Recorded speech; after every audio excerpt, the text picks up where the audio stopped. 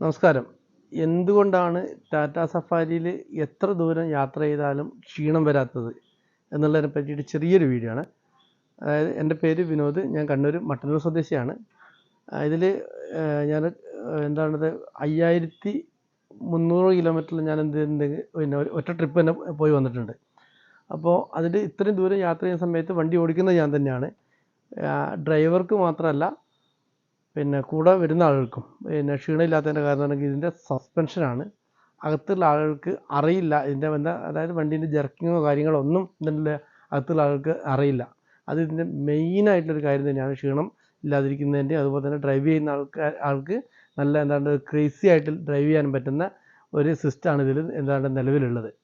അടുത്ത ഇതിൻ്റെ രണ്ടാമത്തെ മെയിൻ കാരണം, അതായത് ക്ഷീണം ഇല്ലാതിരിക്കാൻ വേണ്ടിയുള്ള കാരണം എന്നുണ്ടെങ്കിൽ, ഏറ്റവും പുറകിൽ സീറ്റിൽ, അതായത് ഞങ്ങൾ 6 പേര് യാത്ര ചെയ്യുന്ന സമയത്ത് എന്തായാലും ഒരാൾ പുറകിലത്തെ സീറ്റിൽ ഇരുന്നല്ലേ പറ്റുള്ളൂ.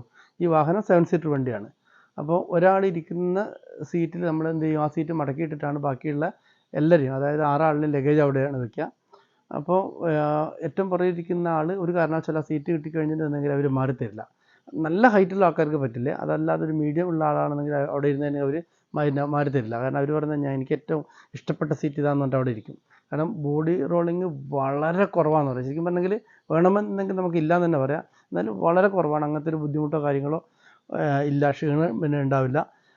അതുകൊണ്ട് തന്നെ ആ സീറ്റിന് വേണ്ടിയിട്ട് ആൾക്കാർ ഇരുന്ന് ഉറങ്ങുന്ന കാണുന്ന സമയത്ത്, ഒരാൾ കാണുന്ന സമയത്ത് അടുത്ത സ്റ്റോപ്പിലെത്തുന്ന സമയത്ത് അവർ പറയും ഇനി മാറിയിരിക്കുക, ഞാൻ ബാക്കിൽ പോയിരിക്കുക എന്നുള്ള രീതിയിൽ പറഞ്ഞിട്ടാണ് ആളുകൾ ആ സീറ്റിലേക്ക് കയറുന്നത്. ഈ ഒരു 2 കാരണമാണ് ഞാൻ മനസ്സിലാക്കിയത് മെയിനായിട്ട് ആളുകൾക്ക് പിന്നെ ക്ഷീണമില്ലാത്തതിൻ്റെ കാരണം.